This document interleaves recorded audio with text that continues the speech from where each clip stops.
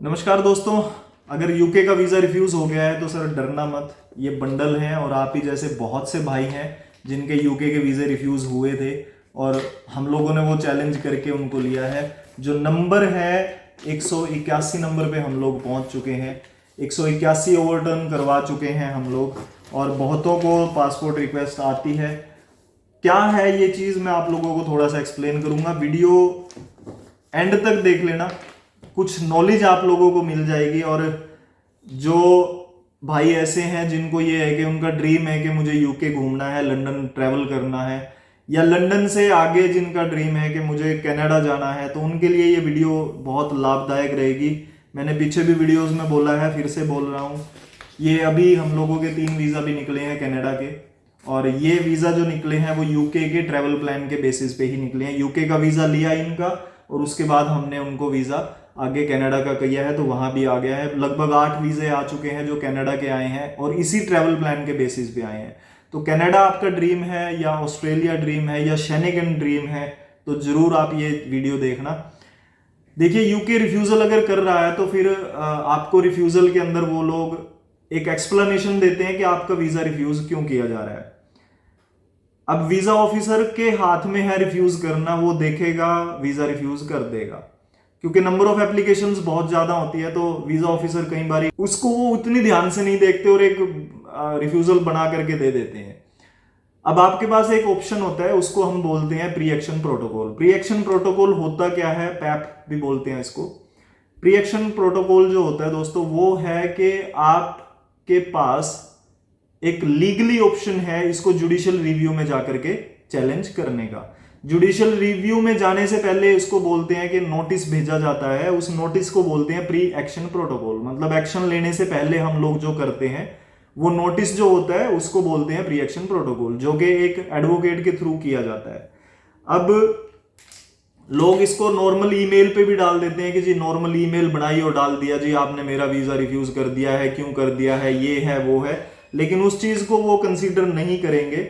उसको कंसीडर ना करने का रीजन साफ सा है कि आपको ये अगर नहीं बता पा रहे हो आपके आपने ये कानून तोड़ा है, आप वीजा ऑफिसर को ये कैसे दिखाओगे कि वीजा ऑफिसर सर आपके पास जो है वो ये कानून है और कानून तोड़ करके आपने ये गलत किया है, आपका उस कानून के हिसाब से ये चीज बनता था। तो अगर आप मटेरियल एरर ऑफ लॉ नहीं निकाल पा रहे हैं तो फिर वो उसको ओवरटर्न नहीं करेंगे। 100% ऐसा होगा ये कभी भी नहीं होता कि आप लोग ने जुडिशियल रिव्यू के लिए प्री एक्शन प्रोटोकॉल डाल दिया है और आपका 100% एक्सेप्ट हो गया है।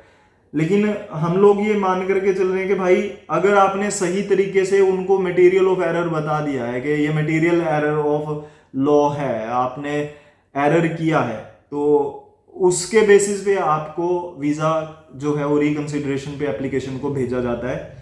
यहां पर भी 2 तरीके होते हैं। जब वो उसको भेज देंगे तो वीजा ऑफिसर कहेगा कि ठीक है भाई, मतलब मैनेजर जो है वो मैनेजर कहेगा ठीक है जी आप बिल्कुल सही है, मैं एग्री कर रहा हूं, आप पासपोर्ट भेज दो। सेकंड ऑप्शन होता है, जो मैनेजर है वो बोलेगा जी नहीं, मैं इसको दोबारा दूसरे वीजा ऑफिसर के पास भेज रहा हूं और वो इसको चेक करेगा, उसके बाद हम देखेंगे क्या करना है। तो 90% केसेस या 95% केसेस वो होते हैं जिसमें रिकंसिडरेशन पे जाता है और टाइम लेगा वीजा ऑफिसर, दूसरे वीजा ऑफिसर को मैनेजर जो है वो भेजेगा, तो उसमें 2 महीने 3 महीने का टाइम लग जाता है। तो ये इतना एक्सपीरियंस जो ओवरटर्न का है, अगर आप इसका फायदा उठाना चाहते हैं तो दोस्तों जरूर इसका फायदा उठा लेना। अगर आपका वीजा रिफ्यूज है तो भी, और अगर आप दोबारा एक फाइल आप लगा रहे हैं, चाहे वो नई फाइल ही क्यों ना हो, क्योंकि मेरे एक्सपीरियंस के बेसिस पे हमें बहुत से क्लाइंट्स ऐसे भी मिलते हैं जिन्होंने गलती करके ऐसे कंसल्टेंट से वीजा अप्लाई करवा लिया जिसको नॉलेज ही नहीं है और फिर बाद में वो पछताते हैं, क्योंकि एक गलती को वीजा ऑफिसर बार बार उठाता रहता है। तो आप उनको मौका दे देते हो कि जी हमने ये गलती कर दिया, आप इसको बार बार उठाओ। और वो ऐसे ऐसे केसेस भी हैं सर जिनको 4 बारी रिफ्यूजल्स आया है, 4 बारी रिफ्यूजल के बाद हमने फिर उनको ओवरटर्न करवा करके वीजे दिलवाए हैं। तो एक्सपीरियंस के बेसिस पे बात करें तो परमात्मा की दया से बहुत बढ़िया एक्सपीरियंस है। इसका फायदा आप उठाना चाहे उठा सकते हो। महंगी सर्विस बिल्कुल भी नहीं है, सर्विसेज बहुत सस्ती हम लोगों की है। वो जो सर्विसेज है दोस्तों, वो ये मान करके चलना कि 10,000 से हमारा काम शुरू हो जाता है और केस टू केस वेरी करेगा। अभी 12 किए हुए, पहले 10 था, तो 12,000 से हमारा है।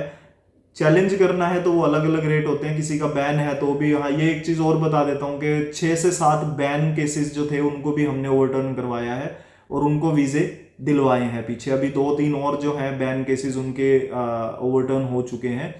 तो टोटल हम लोग जो है एक्सपीरियंस के बेसिस पे करें तो जो यूके के अंदर बैठे एडवोकेट्स नहीं कर पा रहे हैं या बहुत महंगे में कर रहे हैं, वो चीज़ आपको इंडिया के अंदर हम काफ़ी सस्ते में दे रहे हैं।